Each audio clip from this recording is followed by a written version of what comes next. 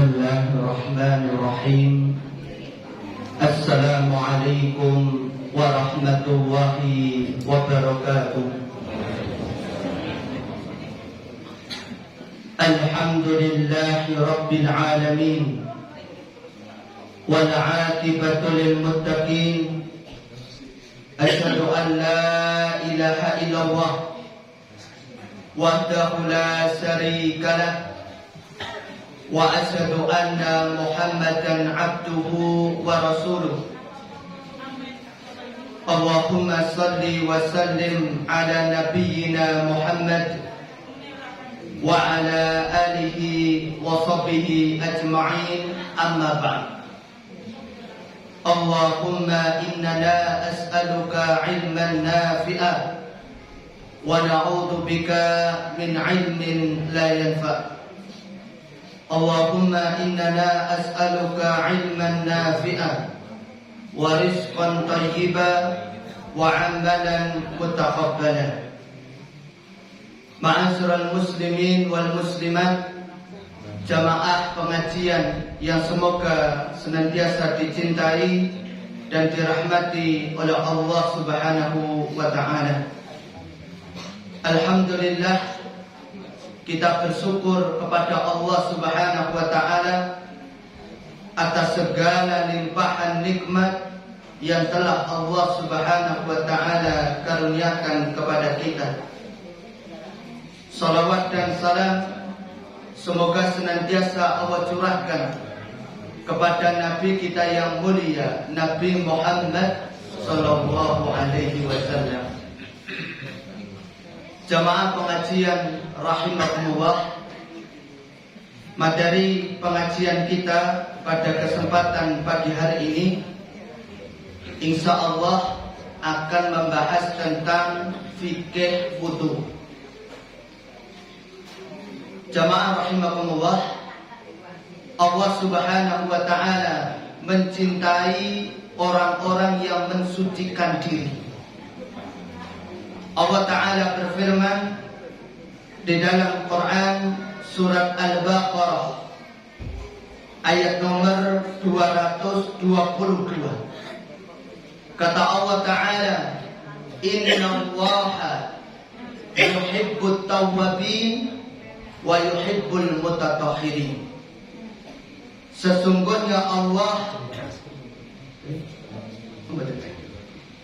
Sesungguhnya Allah menyukai orang-orang yang bertaubat dan menyukai orang-orang yang mensucikan diri.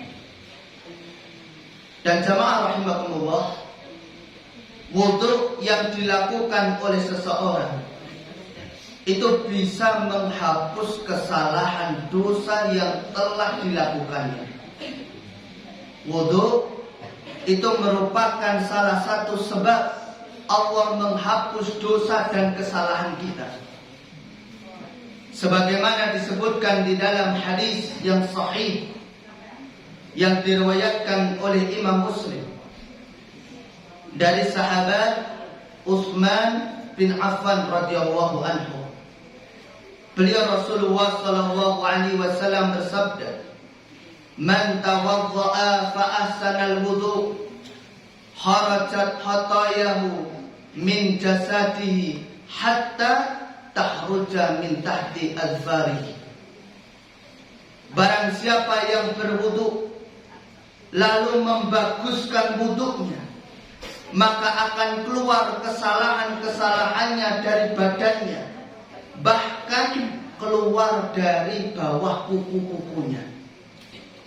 Hadis ini menjelaskan kepada kita bahwasanya wudu merupakan sebab Allah menghapus dosa dan kesalahan kita. Maka semakin kita sering wudu, maka semakin banyak dosa-dosa kita yang dihapus oleh Allah Subhanahu wa taala. Bahkan di dalam hadis yang sahih yang diriwayatkan oleh Imam Ahmad dan juga diriwayatkan oleh Imam Muslim, Rasulullah sallallahu alaihi wasallam bersabda, "Idza tawadda'a al-'abdul muslim awil mu'min faghasala wajhahu kharaja min wajhihi kullu khati'atin nadhara ilaiha bi'ainihi ma'al ma' aw ma'a akhiri qadril ma'.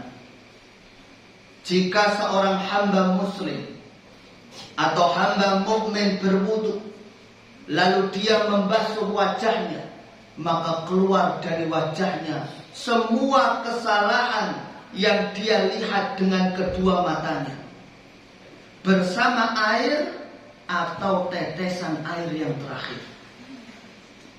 Kemudian kata Nabi sallallahu alaihi wasallam, fa idza ghasala yadayhi kharaja min yadayhi kullu khati'atin kana bat satha yadahu ma'al ma' aw ma'a akhiri qadril ma'. Jika dia membasuh kedua tangannya, maka keluar dari keduanya semua kesalahan yang dilakukan oleh tangannya bersama air atau tetesan air yang terakhir. Kemudian kata Nabi sallallahu alaihi wasallam, fa idza khasala rijlaihi kharajat kullu khati'atin ma satha rijlahu ma'al ma' aw ma'a akhiri qadril ma' hatta yahruja naqiyan binad dunub. Jika dia membasuh kedua kakinya, maka keluar dari keduanya semua kesalahan yang dia berjalan dengan keduanya bersama air atau tetesan air yang terakhir, sehingga dia keluar dalam keadaan bersih dari dosa-dosa. Masya Allah. Ketika seseorang berwudu, maka dosa-dosanya akan dihapus oleh Allah. Ketika dia membasuh muka, maka seluruh dosa-dosa matanya akan dihapus oleh Allah. Akan keluar bersama air atau tetesan air wudu yang terakhir. Ketika dia membasuh tangan, maka seluruh dosa-dosa tangannya akan dihapus oleh Allah bersamaan dengan air atau tetesan air terakhir. Ketika dia membasuh kaki, maka dosa-dosa kakinya akan dihapus oleh Allah Ta'ala.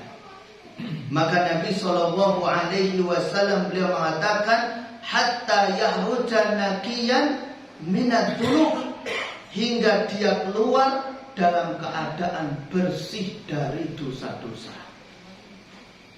Maka sekali lagi jamaah rahimakumullah, ketika kita wudu, dosa-dosa kita berguguran. Dosa-dosa kita diampuni oleh Allah Subhanahu wa ta'ala. Dan jamaah rahimakumullah, tidaklah dapat menjaga wudu melainkan seorang mukmin. Tidaklah dapat menjaga wudu melainkan seorang mukmin. Sebagaimana sabda Nabi sallallahu alaihi wasallam di dalam hadis yang diriwayatkan oleh Imam Ahmad, Ibnu Hibban dan yang lainnya, hadis yang sahih. Rasulullah sallallahu alaihi wasallam bersabda, "Wala yuhafidhu 'alal wudu illa mu'min." Dan tidaklah dapat menjaga wudu melainkan seorang mukmin. Dan seorang mukmin yang biasa berwudu ketika di dunia, maka pada hari kiamat akan dijadikan wajah dan tangannya berkilauan karena bekas wudu. Subhanallah. Orang mukmin yang ketika di dunia rajin wudu, maka oleh Allah pada hari kiamat wajahnya akan bercahaya, wajahnya akan berkilauan. Demikian pula tangannya juga akan bercahaya dan berkilauan. Dan juga seluruh anggota wuduknya akan bercahaya dan berkilauan. Sebagaimana sabda Nabi sallallahu alaihi wasallam di dalam hadis diriwayatkan oleh Imam Bukhari dan Imam Muslim dari sahabat Abu Hurairah radhiyallahu anhu, Rasulullah sallallahu alaihi wasallam bersabda, inna ummati ya'tuna yaumal qiyamah ghurran muhajjalina min atharil wudu.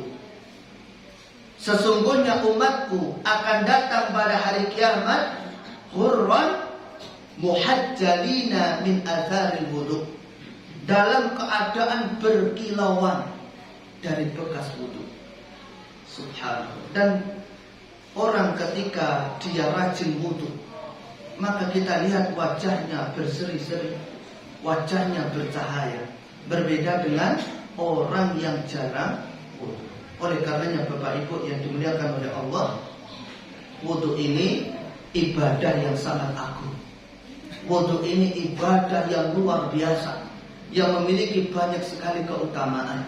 Maka hendaknya kita betul-betul memperhatikan wudu kita. Dan yang semangat ketika wudu, yang serius ketika wudu. Karena ada orang ketika wudu untuk sholat, wudu untuk baca Al-Quran, dia gak semangat, gak serius. Padahal wudu ini ibadah yang agung sekali. Baik, sekarang kita mulai bahas poin demi poin berkaitan dengan masalah fikih wudu ini. Poin yang pertama yaitu tentang syarat sah wudu. Syarat sah wudu. Para ulama menjelaskan syarat sah wudu adalah niat. Syarat sah wudu adalah niat. Jadi syarat sah wudu hanya satu, yaitu niat. Sebagaimana disebutkan di dalam hadis, yang hadis ini diriwayatkan oleh Imam Al-Bukhari dan juga diriwayatkan oleh Imam Muslim dari sahabat Umar bin Khattab radhiyallahu anhu. Rasulullah sallallahu alaihi wasallam bersabda, "Innamal a'malu binniyat." Sesungguhnya setiap perbuatan tergantung pada niatnya. Wa innama likulli imri'in ma nawa. Dan sesungguhnya setiap orang akan dibalas oleh Allah berdasarkan apa yang dia niatkan. Hadis ini dijadikan dalil oleh para ulama bahwasanya niat itu termasuk syarat sah wudu.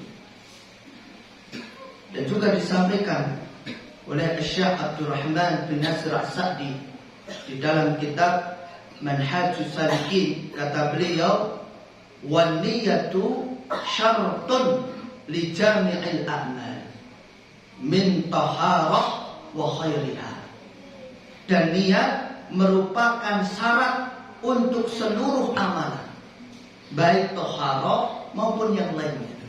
Jadi kalau orang berwudu harus niat. Kalau enggak niat, wudunya tidak sah. Niat wudu itu letaknya di dalam hati, tidak perlu diucapkan dengan lisan. Karena ada sebagian orang yang dia ketika wudu dia mengucapkan niatnya dengan lisan. Rasulullah sallallahu alaihi wasallam dan juga para sahabat, mereka tatkala hendak wudu, mereka tidak pernah satu kali pun mengucapkan niat wudu. Tidak ada satupun dalil dari hadis-hadis yang sahih yang menjelaskan bahwasanya Rasulullah sallallahu alaihi wasallam tatkala hendak wudu, beliau mengucapkan niatnya. Maka niat itu letaknya di dalam hati.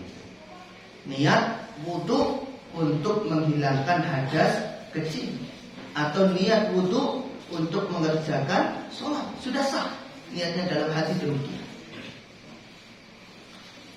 Kemudian poin pembahasan yang kedua yaitu rukun wudu.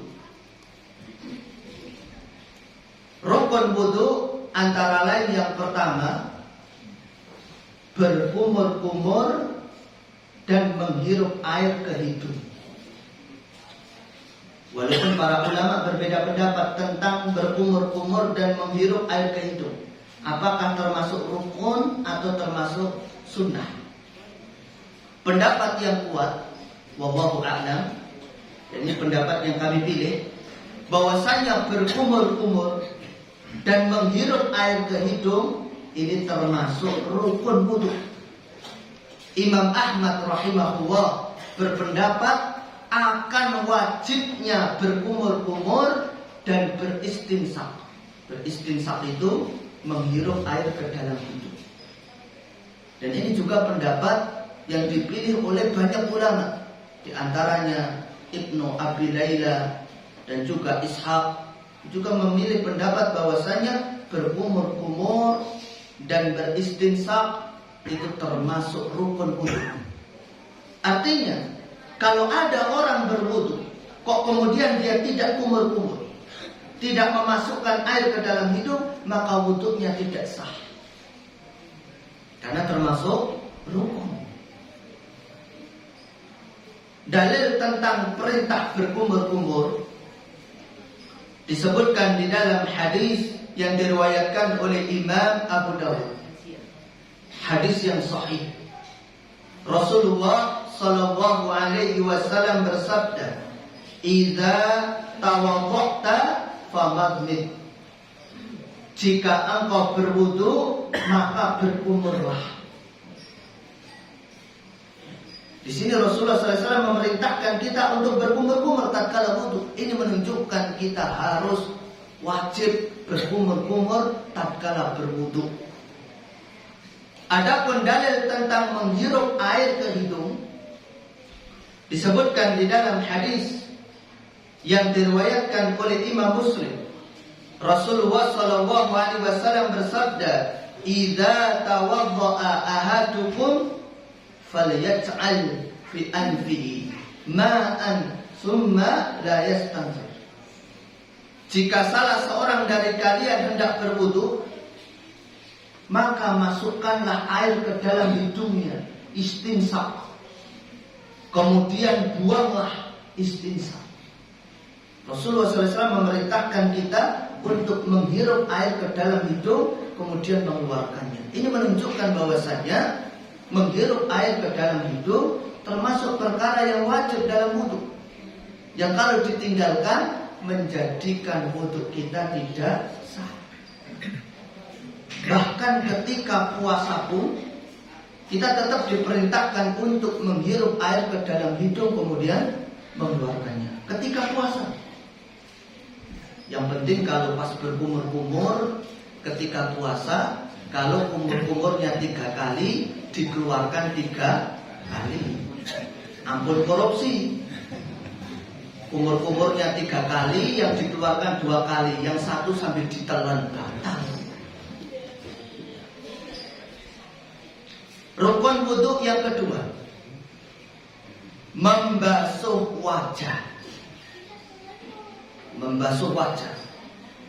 Batasan-batasan wajah adalah mulai dari tempat tumbuhnya rambut kepala sampai jenggot yang turun dari 2 jambang dan dagu memanjang atas bawah.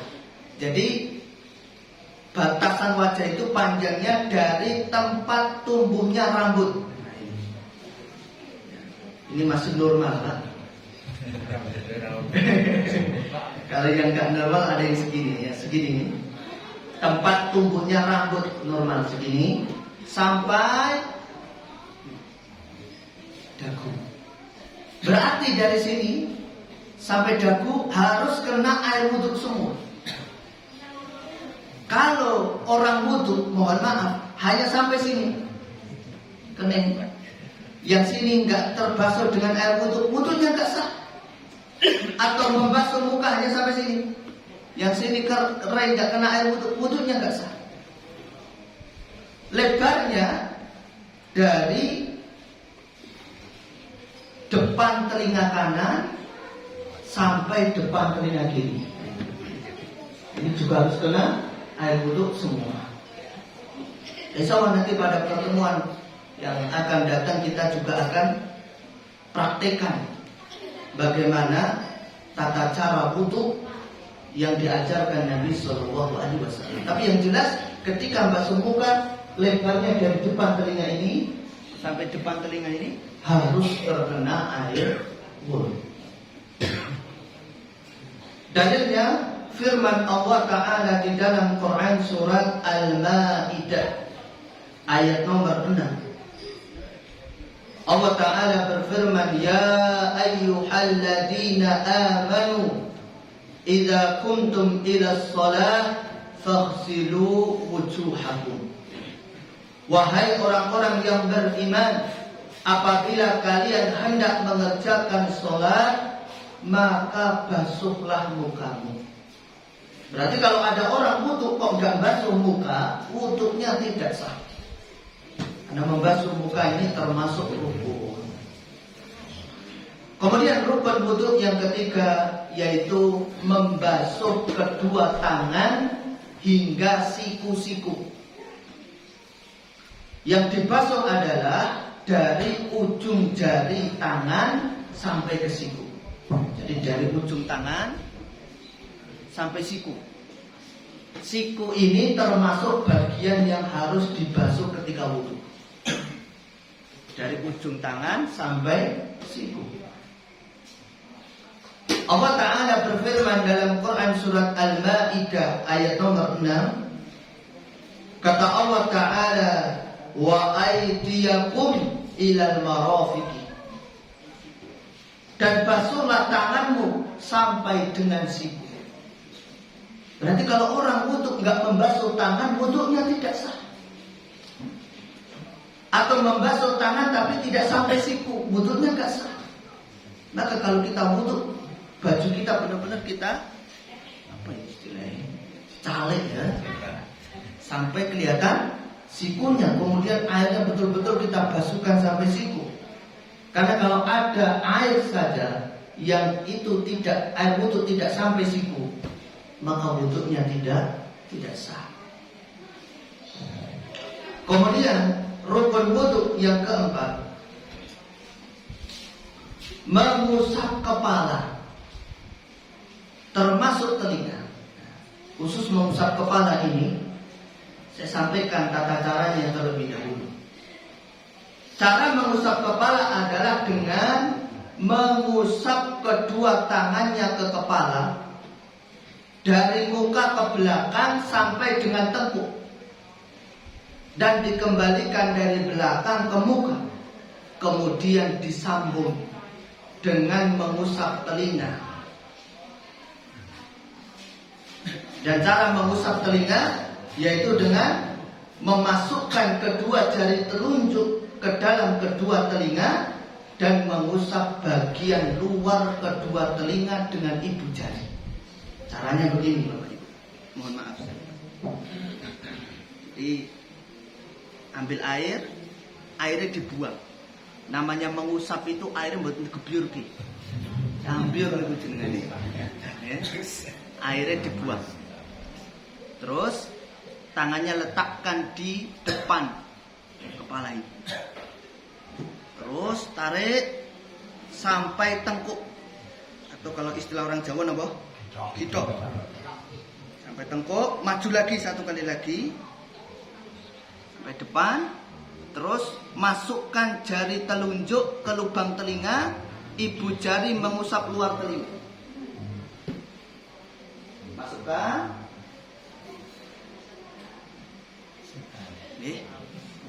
Itu yang sesuai sunnah Nabi Sallallahu Alaihi Wasallam. Ada juga yang cuma begini. Nanti bagian ini dipotong ya. Nanti tidak viral. Saya ulangi. Ambil air, dibuang. Ini yang sesuai contoh Nabi. Dari depan, dari belakang, sampai tengkuk, maju, kemudian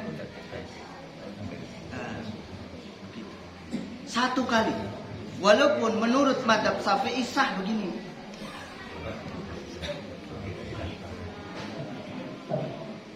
Saya bacakan hadis Hadisnya disebutkan di dalam hadis riwayat Imam At-Tirmidzi dari Abdullah bin Zaid radhiyallahu anhu,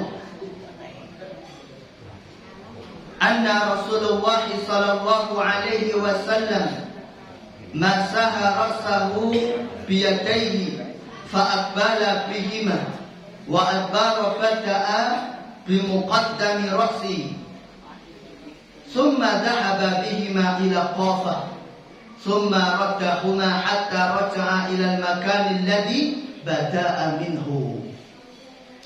Rasulullah SAW mengusap kepalanya dengan kedua tangannya, mengusapnya dengannya ke belakang dan ke depan, memulainya dari bagian depan kepala, kemudian membawanya ke bagian belakang kepalanya, lalu mengembalikannya ke tempat semula ke depan. Sebagaimana yang tadi kita contohkan. Dan dalil tentang mengusap kepala adalah dengan sekali usapan adalah hadis yang diriwayatkan oleh Imam Abu Dawud dari sahabat Ali radhiyallahu anhu tentang cara berwudu Nabi SAW. Beliau berkata, wa masaha bi ra'sihi wahidah. Beliau mengusap kepalanya satu kali, bukan 3 kali, bukan, tapi cukup 1 kali. Adapun cara mengusap telinga, yaitu dengan tadi memasukkan jari telunjuk ke dalam kedua telinga, kemudian mengusap bagian luar kedua telinga dengan ibu jari. Ini disebutkan di dalam hadis dari sahabat Amr dan Abdullah bin Su'aib radhiyallahu anhuma. Thumma masaha bi ra'sihi wa adkhala isba'aihi sabbahataini fi udhunayhi wa masa bi ibhamaihi ala dhakhira udhunayhi. Kemudian beliau mengusap kepalanya dan memasukkan kedua jari telunjuknya ke dalam kedua telinganya dan mengusap bagian luar kedua telinganya dengan ibu jarinya. Dan tidak perlu mengambil air baru untuk mengusap telinga. Cukup menggunakan sisa air yang telah digunakan mengusap kepala. Jadi mengusap kepala itu mengusap kepala, mundur, maju, terus langsung telinga. Telinganya nggak ngambil air lagi. Karena tidak ada satupun hadis yang menyebutkan tentang hal demikian. Baik. Kemudian rukun wudu yang kelima yaitu adalah membasuh kedua kaki. Kedua kaki sampai mata kaki, termasuk tumit harus dibasuh ketika wudu. Di dalam Al-Quran surat Al-Ma'idah ayat nomor 6, Allah Ta'ala berfirman, wa arjulakum ilal ka'baini, dan basuhlah kedua mata dan basuhlah kakimu sampai kedua mata kaki.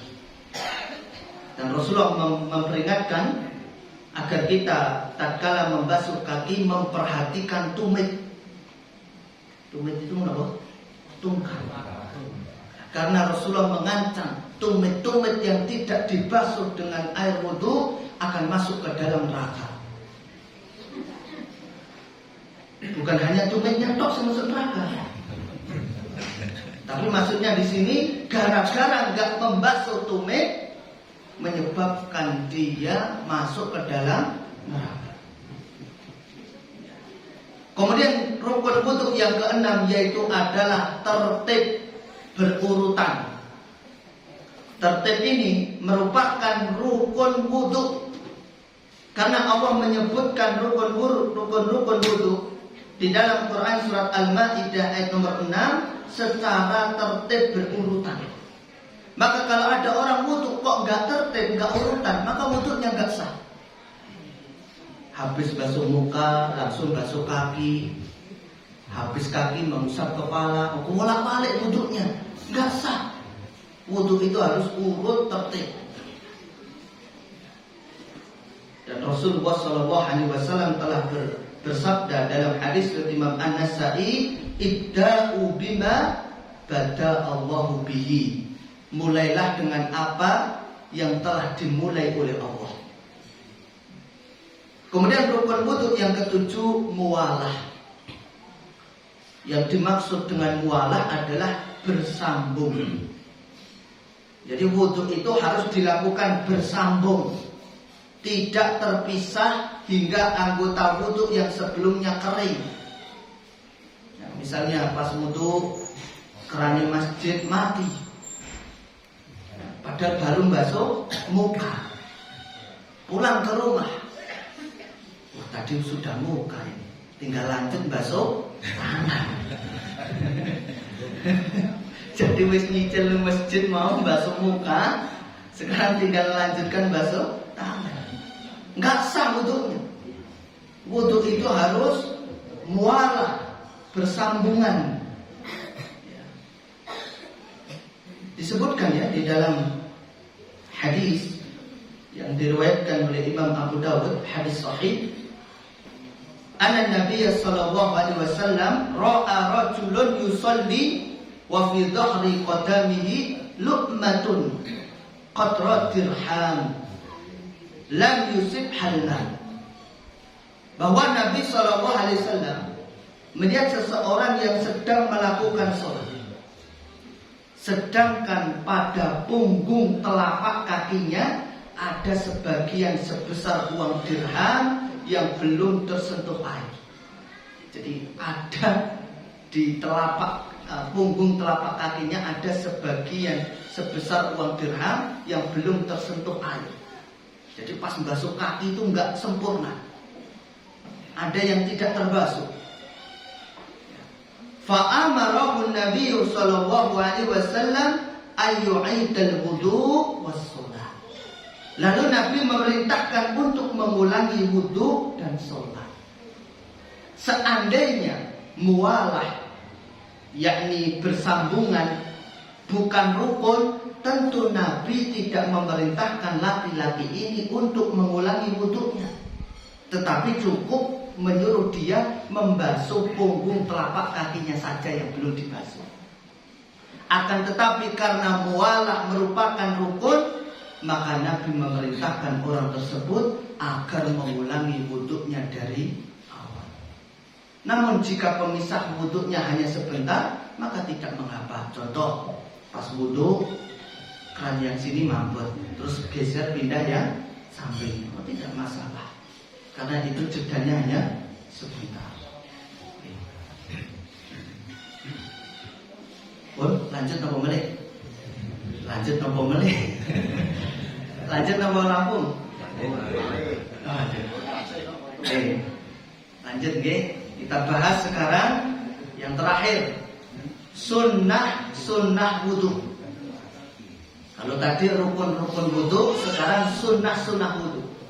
Sunnah wudu ini kalau ditinggalkan wudunya tetap sah, akan tetapi pahalanya berkurang.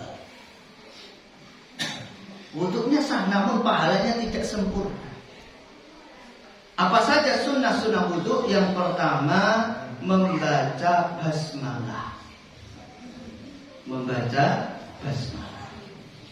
Jumhur ulama, Imam Malik, Imam Syafi'i, dan Imam Abu Hanifah itu berpendapat bahwa membaca basmalah ketika akan berwudu hukumnya mustahab, sunnah.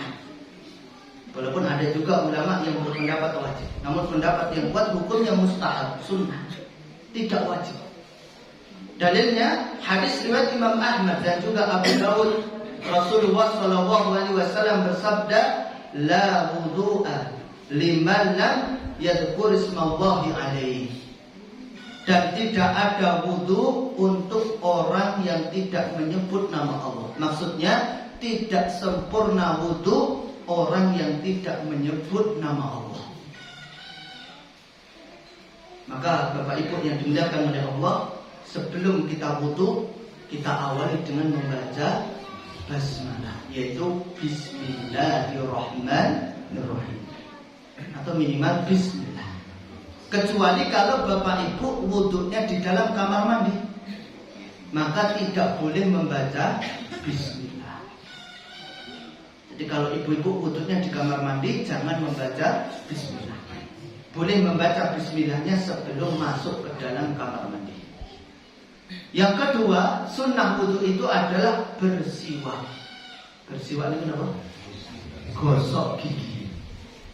Dan gosok gigi itu yang paling dianjurkan, ditekankan, ya, gosok gigi ketika mau wudhu itu menggunakan kayu siwak. Menggunakan kayu siwak. Saya nggak bawa contohnya, kayu siwak. Ya, kayu arak itu digunakan untuk bersiwak, kayu siwak. Ya. Itu juga disebutkan di dalam buku Himpunan Putusan Tarjih Muhammadiyah. Bersiwak. Atau kalau nggak punya kayu siwak, bisa menggunakan sikat gigi. Saya punya bapak ibu sikat gigi. Setiap kali mau wudhu sikat gigi. Setiap kali mau wudhu sikat gigi. Luar biasa. Kalau sehari wudhunya 5 kali, berarti sikat giginya 5 kali. Subhanallah. Dan banyak kaum muslimin saat ini mulai meninggalkan sunnah yang satu ini. Mereka ketika mau wudhu enggak sikat gigi. Ketika mau wudhu enggak sikat gigi. Disebutkan di dalam hadis yang diriwayatkan oleh Imam Ahmad. Hadis ini pertama kali saya dengar dari ustadz saya, namanya Ustadz Bambang rahimahullah. Beliau sudah sedo. Beliau orang Congkrang Mundilan. Beliau menuliskan hadis ini, saya masih ingat. Yaitu hadisnya Rasulullah SAW bersabda, "Laula an asuqqa ala ummati la amartuhum bisiwak ma'a kulli wudu." Seandainya tidak memberatkan umatku, niscaya aku perintahkan mereka agar bersiwak setiap berwudu. Maka kita dianjurkan untuk bersiwak setiap kali mau berwudu. Pakai sikat gigi, kalau bahkan bisa tambahin pasta gigi. Ustadz boros, betul masalah, regane mung piro. Maka nambahan kuat tuku sikat gigi karo pasta gigi nuwun Pak Bangun. Siap insyaallah. Setiap wudu sikat gigi, setiap wudu sikat gigi. Masya Allah. Kemudian di antara perkara yang disunahkan dalam wudu yaitu membasuh kedua telapak tangan sebanyak 3 kali. Ini sunnah. Disebutkan di dalam hadis, yang hadis ini diriwayatkan oleh Imam Bukhari dari Humran. Humran ini mantan budaknya Utsman bin Affan radhiyallahu anhu. Beliau mengatakan, "Anna Utsman bin Affan radhiyallahu taala anhu da'a biwadhu'i fatawadda'a fa ghasala kaffayhi 3 marrat." Bahwa Utsman radhiyallahu anhu meminta air wudu. Beliau membasuh kedua telapak tangannya 3 kali. Dan disebutkan oleh para ulama, di antaranya di dalam kitab Tawdihul Ahkam, ini kitab Syarah Bulughul Maram karya Syekh Al-Basam rahimahullah, dikatakan disunahkan mencuci 2 tangan 3 kali hingga pergelangan tangan sebelum memasukkan kedua tangan tersebut ke dalam air tempat wudu. Dan ini merupakan sunnah menurut ijma'. Sunnah hukum. Dan membasuh kedua telapak tangan ketika mau wudu ini lebih ditekankan setelah seseorang itu bangun dari tidur malam. Jadi kalau kita mau wudu untuk sholat subuh atau wudu untuk sholat tahajud, karena itu kita habis dari bangun tidur malam, maka sangat ditekankan, sangat dianjurkan membasuh kedua telapak tangan. Kenapa?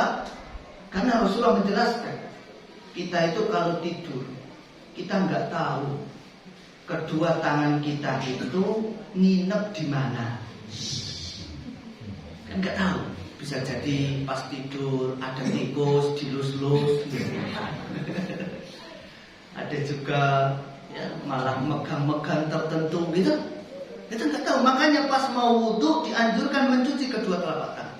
Jangan bangun tidur tangannya belum dicuci, masih ada sisa snack pengajian di dahar. Enggak ada seperti ini.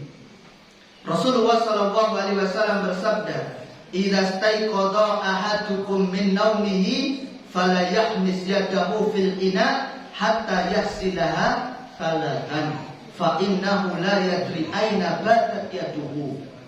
Apabila seseorang di antara kalian bangun dari tidurnya, maka jangan dia langsung memasukkan tangannya ke dalam tempat air sebelum mencuci 3 kali terlebih dahulu. Sebab dia tidak mengetahui apa yang telah dikerjakan oleh tangannya pada waktu malam.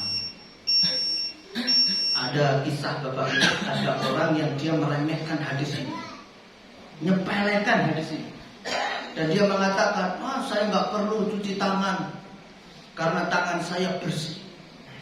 Kemudian Allah hukum dengan kedua tangannya, mohon maaf, masuk ke dalam pantat, nggak bisa dikeluarkan.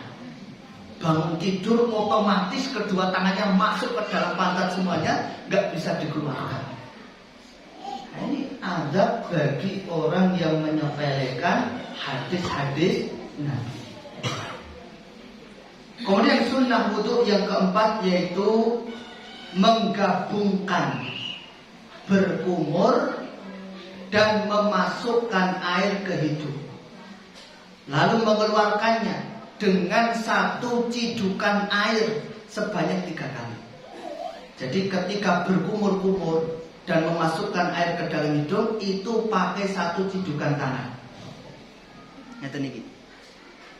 Mboten ngeten niki mboten. 1 cidukan tangan.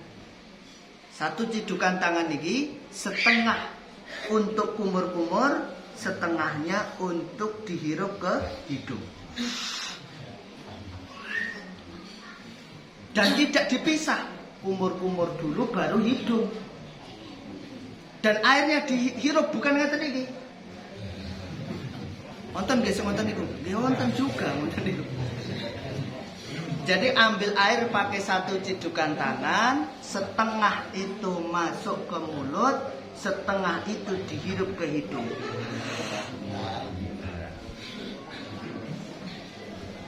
Disebutkan di dalam hadis yang diriwayatkan oleh Imam Bukhari, Imam Muslim dari Abdullah bin Zaid radhiyallahu anhu tentang cara berwudu. Summa adkhala yadahu fastakhrajaha famadmada wastansaqa min kaffin wahidah fa fa'ala dzalik thalathan. Kemudian beliau memasukkan tangannya, lalu mengeluarkannya, lalu berkumur dan menghirup air ke hidung dengan 1 telapak tangan. Beliau melakukannya sebanyak 3 kali. Mungkin demikian nih. Kita masuk ke tanya jawab karena setelah ini jam 6 ada jadwal pengawasan wonten serumuk. Monggo Pak. Kadine preso. Saya dengar untuk menggosok jari-jari, soal-soal jari-jari tangan maupun jari-jari kaki itu termasuk yang bagian apa? Oke. Di antara perkara yang disunahkan yaitu adalah menyela-nyelai jari-jari tangan dan jari-jari kaki. Dan juga termasuk menggosok anggota wudhu. Itu termasuk perkara yang disunahkan. Dan insya Allah bulan depan kita akan lanjutkan. Jadi kalau mungkin tadi ibu-ibu, bapak-bapak belum sampai mendengar penjelasan saya terkait itu karena memang pengajiannya belum rampung. Sehingga bapak ibu bulan depan harus datang lagi. Ada makan pagi, nggak ada makan pagi, datang kajian Ahad pagi. Pak, kalau suatu saat nanti Masjid Khairul Ummah niki danane kentekan, misalnya ini kados mboten mungkin ini. Karena mriki niku Masya Allah wong suki-suki lomo-lomo. Masya Allah. Kok nggak ada makan pagi jenengan samurantan diri-diri. Gitu. Tetap ngaji. Jangan ngaji hanya karena sarapan pagi. Rugi gitu. Saya itu suka ngaji. Kenapa Pak? Sarapan pagi ini selalu. Mboten napa-napa nak ngajak. Ngiming-imingi wong ngaji mergo sarapan pagi mboten napa-napa. Ning mboten niku tujuane gitu.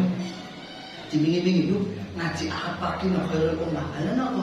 Ana sarapan pagi. Mboten napa-napa. Tekan kono sarapan pagi entek. Ya makaten wonten meneh gambar dene besok. Nggih monggo.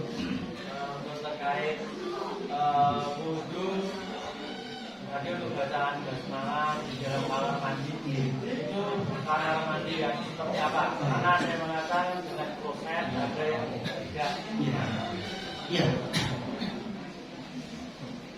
Kamar mandi yang tidak boleh membaca basmalah yaitu adalah kamar mandi yang di sana digunakan untuk buang hajat. Sedangkan ada juga kamar mandi yang di situ untuk gunakan untuk mandi.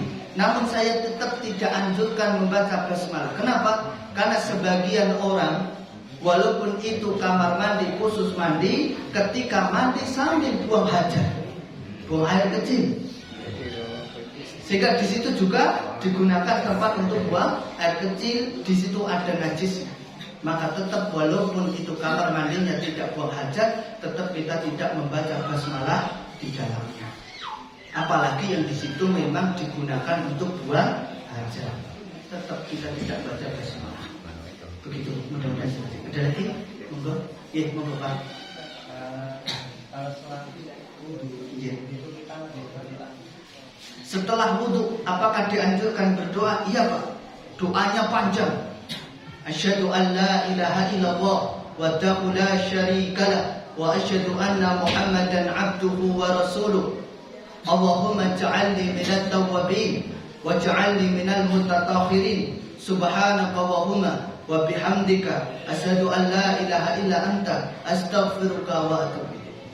Kayak doa kafaratul majlis. Doa kafaratul majlis itu juga dibaca ketika orang selesai wudu. Doanya sama. Itu yang panjang. Ya, dan doa ketika wudu itu tidak sambil mengangkat kedua tangan. Di garis bawah ini. Doa ketika selesai wudu tidak sambil mengangkat kedua tangan. Kenapa? Karena nggak ada hadisnya. Rasulullah menganjurkan baca doa setelah wudu, tapi nggak ada satupun hadis yang menyatakan Rasulullah sambil mengangkat kedua tangan. Jadi itu doa asyhadu an la ilaha illallah wahdahu la syarikalah wa asyhadu anna Muhammadan abduhu wa rasuluh. Minimal itu. Allahumma ja'alni minat tawwabin wa ja'alni minal mutatahhirin. Tidak ada tambahan min ibadikas. Monggo, ada lagi?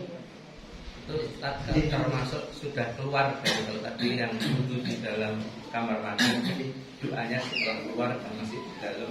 Oke. Termasuk membaca doa Ustaz. Jadi kalau ketika setelah membaca doa setelah wudu juga membacanya setelah keluar dari kamar mandi. Enggak boleh di dalam kamar mandi. Di dalam kamar mandi itu kita enggak boleh menyebut nama Allah. Yang kedua, tidak boleh membawa mushaf Al-Quran. Yang ketiga, tidak boleh membawa lafaz Allah. Maka dulu ada kaos kokang itu bertuliskan fastabiqul. Itu kan ayat Al-Quran. Nggak boleh bawa masuk kamar mandi. Kalau kokang kok tulisannya fastabiqul khairat atau logo apa itu Muhammadiyah yang ada asyhadu an la ilaha illallah wa asyhadu anna Muhammadar Rasulullah. Yang itu kelihatan jelas, nggak boleh bawa masuk kamar. Nggak boleh. Berarti kalau mau masuk kamar mandi dilepas dulu. Ganti baju. Mantan mana? Yang pada interest. Sampun. Ya, ini sudah masuk waktu suruh. Insya Allah sudah masuk waktu subuh. Silakan Bapak Ibu bisa mengerjakan sholat subuh yang tadi subuhan di Masjid Khairul Ummah. Ya, mudah-mudahan yang ngantuk tetap saya doakan dapat pahala subuh. Mudah-mudahan yang tadi tegak-tegak. Yang tidak sholat subuh di Khairul Ummah, monggo kalau mau sholat duha. Oke, jadi sholat duha 2 rakaat. Sekarang sudah masuk waktu sholat duha. Yang tidak sholat suruh, tidak sholat duha, monggo karena hukumnya enggak wajib. Jadi ada orang kok enggak mengamalkan sunnah itu jangan dibelirigi. Ya, sholat sunnah, sunnah kok ya. Yang bagus sholat sunnah, tapi kalau enggak ya enggak apa-apa. Sing dipeliriki niku nak sing ora sholat berjamaah ding. Demikian ibu-ibu sekalian, dan insya Allah nanti akan dibahas lanjut oleh Takmir Khairul Ummah. Kemarin saya sudah nyicil matur ke beliau Bapak Harun bahwasanya tanggal 22 sama 23 Magelang itu akan kerawan salah satu teman saya namanya Ustadz Muhammad Abdul Tuasikal. Beliau salah satu Ustadz Muhammadiyah di Gunung Kidul. Beliau salah satu Ustadz Muhammadiyah di Gunung Kidul. Beliau salah satu dai nasional, dan beliau akan mengisi kajian beberapa tempat di Magelang. Kemudian beliau menghubungi saya, Ustadz, saya juga ingin misi di jamaah jenengan. Kemudian saya lihat yang memungkinkan nak tak dadak kok langsung siap niku kajian Masjid Khairul Ummah.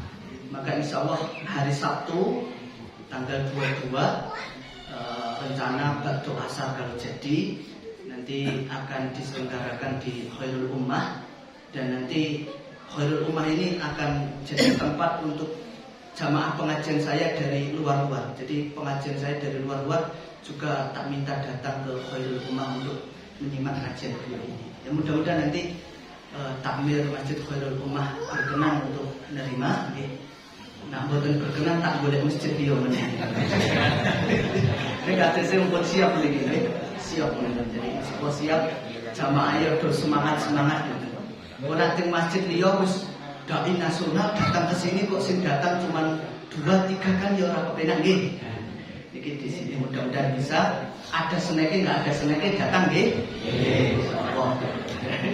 Datang mohon, mungkin wonten manfaatipun. Kula akhiri. Subhanakallahumma wa bihamdika asyhadu an la ilaha illa anta astaghfiruka wa atubu ilaik.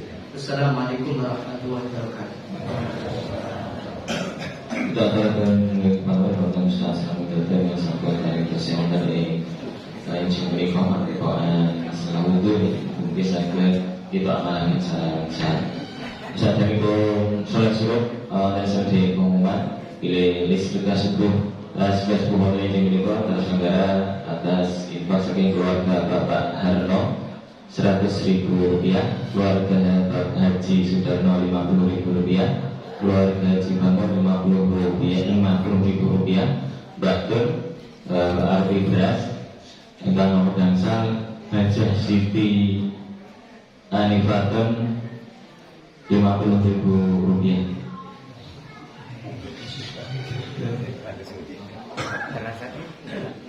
Selanjutnya